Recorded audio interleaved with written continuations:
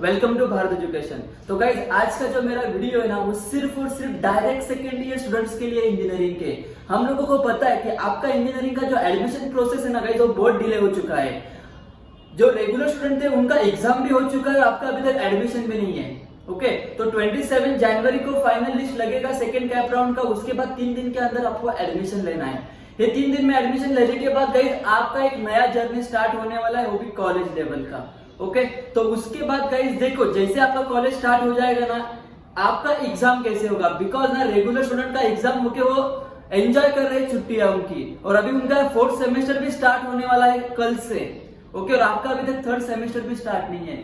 तो इसमें guys most probably है कि आपका जो एग्जाम होगा 3rd सेमेस्टर का वो होगा तो ऑनलाइन ही होगा, और अगर नहीं हुआ तो डायरेक्टली आपको प्रमोट कर दिया जाएगा 4th सेमेस्टर के लिए। बट गाइज एग्जाम अगर होगा तो ऑनलाइन ही होने का चांसेस है, इतना याद रखो। बट मुझे लगता है कि वो एग्जाम कंडक्ट कर सकते हैं 99%। आपका जस्ट ऑनलाइन एग्जाम लिया जाएगा, 1 महीने का आपको टाइम दे सकते हैं, और उसी के अंदर कुछ सिलेबस आपको कम करके देंगे, इसी सिलेबस के ऊपर आपका पेपर रखा जाएगा। ओके तो ये हो गया एग्जाम सिनेरियो की बात। ओके तो गाइज बट आज के लेक्चर में, आज के जो वीडियो में मैं आपको बताने वाला हूँ कि सिर्फ और सिर्फ मैं मैथमेटिक्स की बात करने वाला हूँ, M3 की ऑल ब्रांचेस की। ओके जो डायरेक्ट सेकेंड ईयर के स्टूडेंट है उनके लिए मैंने वीडियो बनाया है। ओके तो गाइज देखो आपको स्टडी करना है मैथमेटिक्स का M3 का। नेक्स्ट सेमेस्टर में आपको M4 है। देखो मैं आपको M3 पढ़ाने वाला हूँ और नेक्स्ट सेमेस्टर में M4। क्लियर गाइज देखो उससे पहले आपका सिलेबस क्या है वो समझना बहुत जरूरी है। कौन से ब्रांच के लिए कौन सा सिलेबस है, कौन से मॉड्यूल से, वो आपको याद होना जरूरी है। यहाँ पर देखो मैंने बोर्ड पे लिख के रखा है मैकेनिकल सिविल ऑटोमोबाइल प्रोडक्शन का ये सिलेबस है।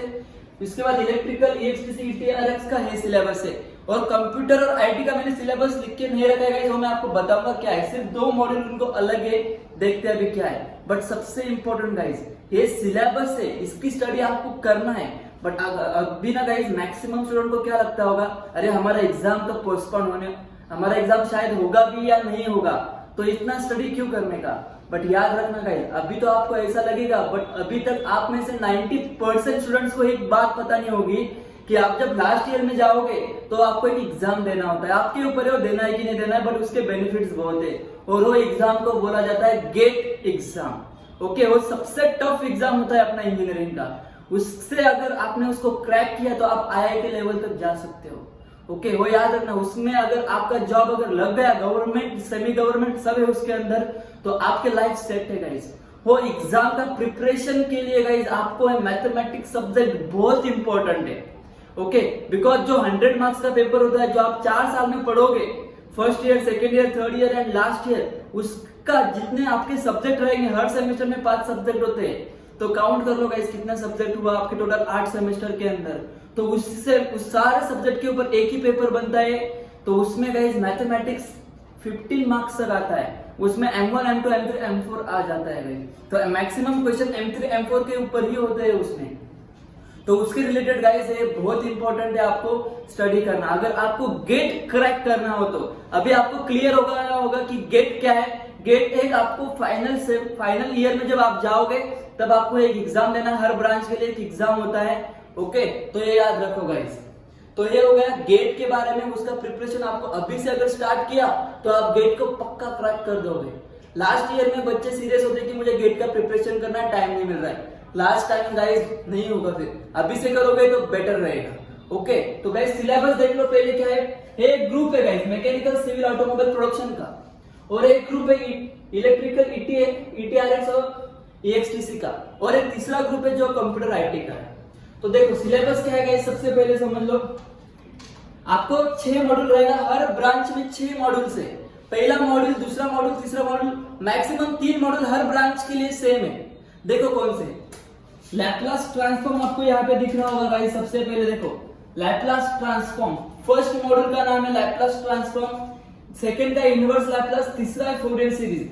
यहाँ पर गाइस देखो इलेक्ट्रिकल EXTC है ग्रुप में भी Laplace transform, inverse Laplace, Fourier series same है सबको, तीनों के तीनों मॉड्यूल। नाउ नेक्स्ट गाइस देखो यहाँ पर 4th module mechanical civil group को कौन सा है, कॉम्प्लेक्स वेरिएबल है।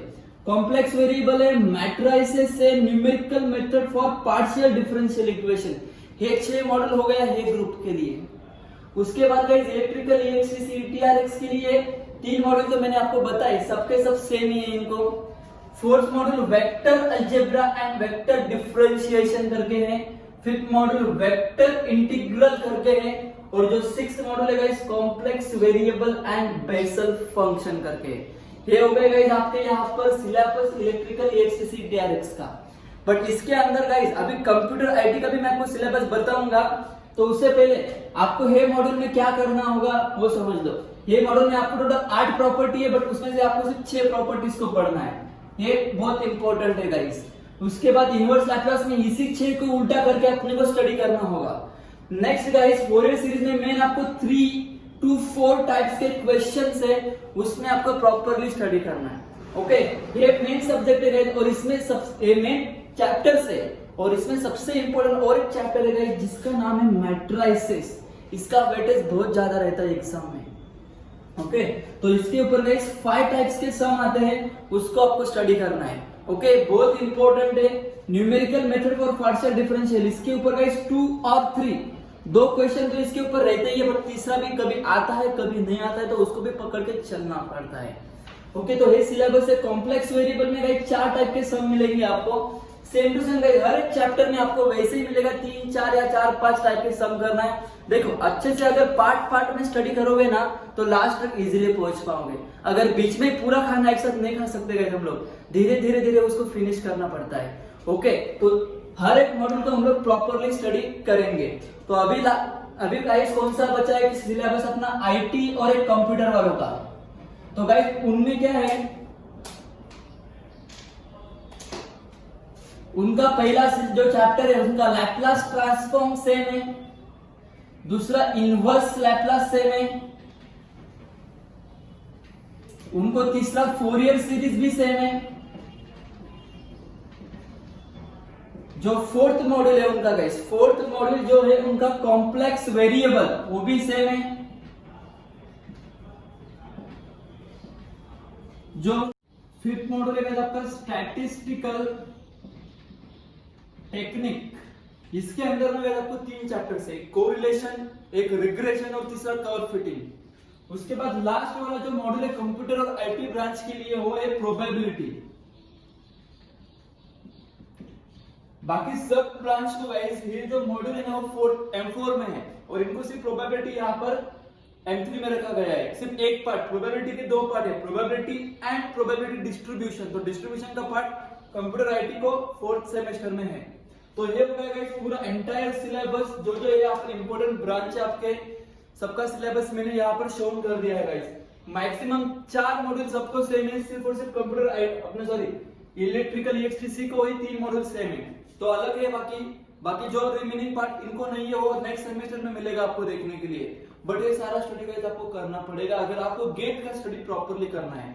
तो अभी मैं आपका स्टडी कैसे करवाने वाला हूँ, आपको मैं 1 बाय 1 चैप्टर तो पढ़ाऊंगा ही, बट अगर आपका एग्जाम ऑनलाइन होता है तो मैं मैक्सिमम फोकस आपका एमसीक्यू पे कर दूंगा।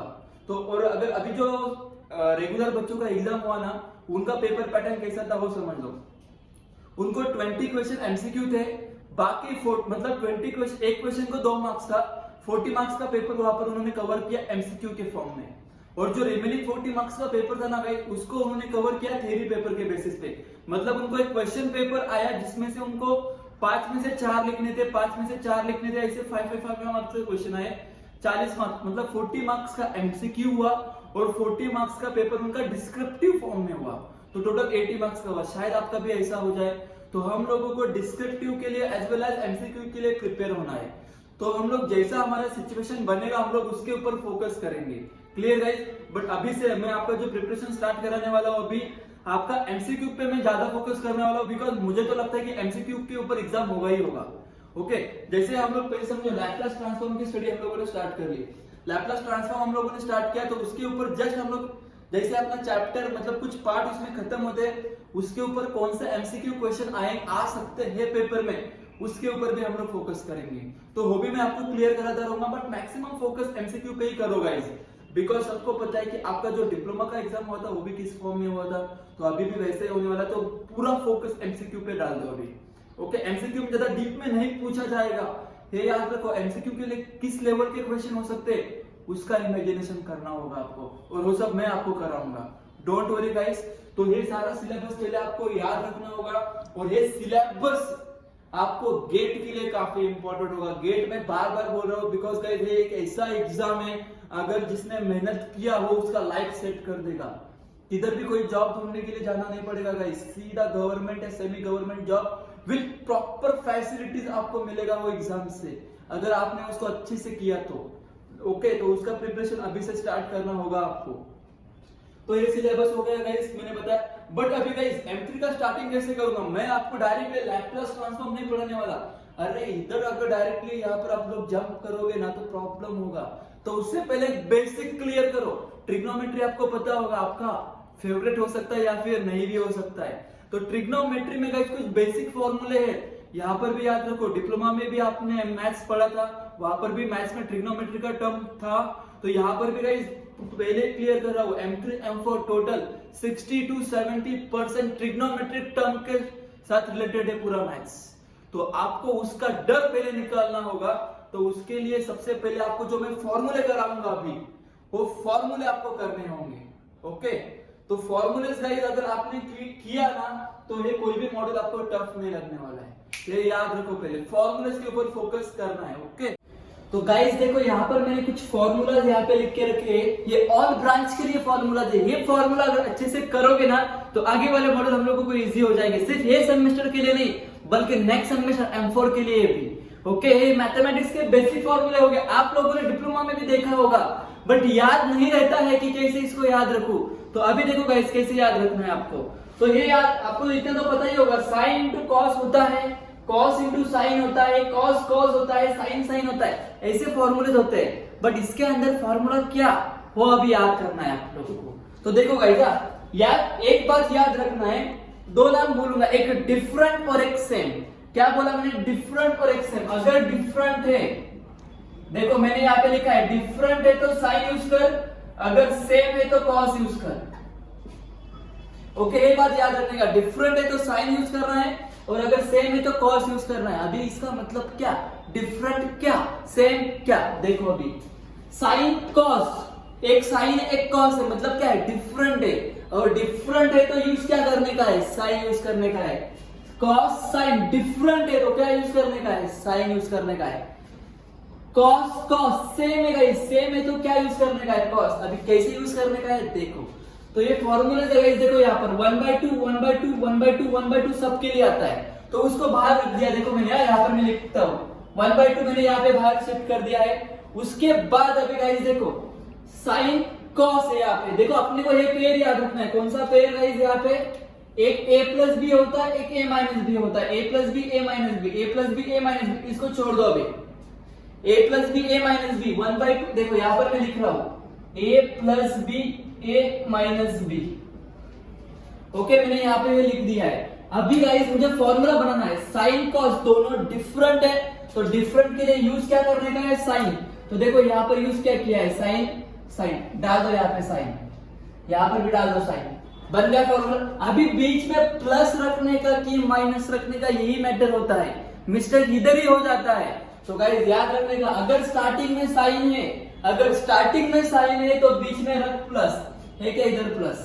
Clear guys. अभी सेम फॉर्मूला दूसरे के लिए अप्लाई करेंगे। दूसरा क्या है, कॉस इंटू साइन, दोनों क्या है, डिफरेंट है तो डिफरेंट के लिए यूज क्या करने का है फॉर्मूले में, sine. a plus b a minus b same है, साइन साइन डाल दिया, बीच में माइनस साइन क्यों आया, बिकॉज स्टार्टिंग में साइन है क्या, नहीं है, तो स्टार्टिंग में कॉस है तो माइनस, स्टार्टिंग में अगर साइन है तो प्लस, अगर स्टार्टिंग में कॉस है तो माइनस। दो फॉर्मूले बन गए अपने। क्लियर गाइस, डिफरेंट का पार्ट मैंने क्लियर किया। नाउ गाइस सेम वाला पार्ट, कॉस कॉस दोनों कैसे है, सेम है, सेम। तो सेम के लिए क्या यूज करने के लिए बोला है मैंने, cos. a plus b a minus b same है, कॉस कॉस डाल दिया, और अगर दोनों कॉस है तो बीच में प्लस याद रखने का, दोनों कॉस है तो बीच में प्लस याद रखने का। Clear guys. अभी ये तीन फॉर्मूले तो हो गए, इसमें कोई प्रॉब्लम नहीं, बट ये जो फॉर्मूला 4 वाला वो थोड़ा अलग है। और मैक्सिमम गाइस कभी कभी जानबूझ के इसी के ऊपर क्वेश्चन दिया जाता है, तो बच्चों का मिस्टेक इसी फॉर्मूले में होता है, फॉर्मूला नंबर 4 में। अभी इसमें क्या चेंजेस है याद रखो पहले, साइन इंटू साइन, दोनों क्या है गाइस, सेम है, तो सेम के लिए यूज क्या करने का है, कॉस। तो यहाँ पर देखो आपको दिख रहा होगा कॉस कॉस, बट गाइस गलती किधर हो जाता है, यहाँ पर देखो क्या है, a माइनस बी है, सबके यहाँ पे देखो क्या है, a प्लस बी था, तो यहाँ पर a माइनस बी और यहाँ पर a प्लस बी, उल्टा करना है और बीच में साइन माइनस देना है। क्लियर? देखो अगर स्टार्टिंग साइन से था, यहाँ पर क्या था, प्लस था, बट यहाँ पर क्या है, माइनस है, बट यहाँ पर दोनों क्या है, सेम है। फोर्थ फॉर्मूला के ऊपर ही फोकस करना है, दोनों सेम है तो कॉस कॉस यूज किया, बट अगर दोनों साइन है तो a minus b a plus b और 1/2 सबके लिए तो कॉमन ही है बाहर। हो गए गाइस मेरे 4 फॉर्मूले। ओके, इस तरीके से आपको याद रखना है ट्रिक से, डिफरेंट रहेगा तो साइन, सेम रहेगा तो कॉस।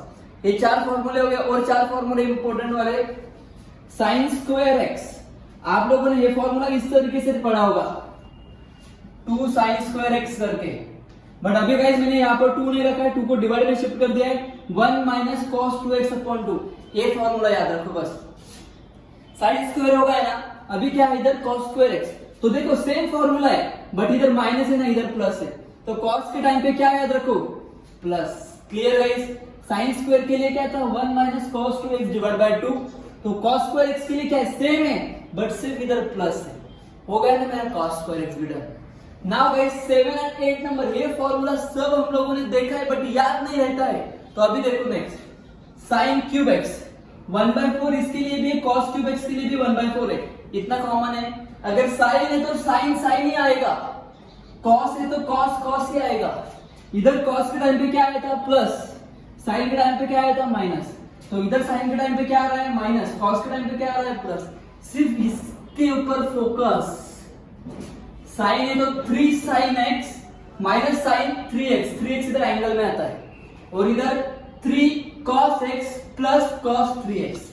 गाइस खत्म, एक फॉर्मूला क्या है, दूसरा अपने आप आ जाएगा, सिर्फ साइन याद रखो, cos रहेगा तो मैक्सिमम प्लस होता है। ये फॉर्मूले हो गए, और एक 9 नंबर का फॉर्मूला मैं बताता हूं आपको, वो भी याद रखो। साइन माइनस एक्स में अगर आता है तो हमेशा क्या होता है, माइनस साइन एक्स, और एक 10 नंबर का कॉस के साथ अगर माइनस एंगल आता है तो वो ऑलवेज पॉजिटिव होता है। ये शायद आपको 9 और 10 याद हो गए अच्छे से। तो ये गाइस ये 10 फॉर्मूले अगर आप लोगों ने अच्छे से कर लेना, आपको बिलीव मी ना M3 और M4 पूरा इजी हो जाएगा, क्योंकि ये है तो फॉर्मूले अगर आपके बेसिक क्लियर हो गए ट्रिग्नोमेट्री के, तो आगे जाने के लिए इजीली हो जाएगा। तो लैप्लास ट्रांसफॉर्म अपना फर्स्ट मॉडल है, उसको मैं स्टार्ट करूंगा। अभी फिलहाल तो मुझे ऑनलाइन लेक्चर में ही करना पड़ेगा, जैसे ऑफलाइन के लिए प्रॉपरली परमिशन मिल जाएगा हम लोग ऑफलाइन भी स्टार्ट कर देंगे, बट फिलहाल हम लोग ऑनलाइन से ही जाते हैं। तो गाइज पूरा का पूरा सिलेबस में कवर कराऊंगा, डेली लेक्चर्स रहेंगे अपने, तो कांटेक्ट करो। यहाँ पर अपने पर्सनल नंबर यहाँ पर देखो आपको दिखाई दे रहा होगा, तो उस पर कांटेक्ट करो मैक्सिमम, और वीडियो को मैक्सिमम शेयर करो ताकि मैक्सिमम स्टूडेंट्स तक ये वीडियो पहुंच पाए और उनको पता चले कि यहाँ पर M3 M4 पढ़ाया जा रहा है। Clear guys? तो प्रॉपर अच्छे से डिटेल्स में पूरा फोकस एमसीक्यू पे करेंगे, और एमसीक्यू के साथ गाइस गेट में जो क्वेश्चन पूछा गया होगा लास्ट 3 to 4 इयर्स में, फॉर एग्जांपल लैप्लास ट्रांसफॉर्म करके एक मॉडल है अपना पहला, लैप्लास ट्रांसफॉर्म के ऊपर अगर जितने अभी गेट के ऊपर क्वेश्चन पूछे गेट के एग्जाम में लास्ट 3 to 4 इयर्स में, वो भी हम लोग करेंगे इसके अंदर। तो मतलब क्या साइड बाय साइड आपको मैं गेट का भी कराता जाऊंगा। ओके, तो गाइस करते हैं अभी start. Thank you so much.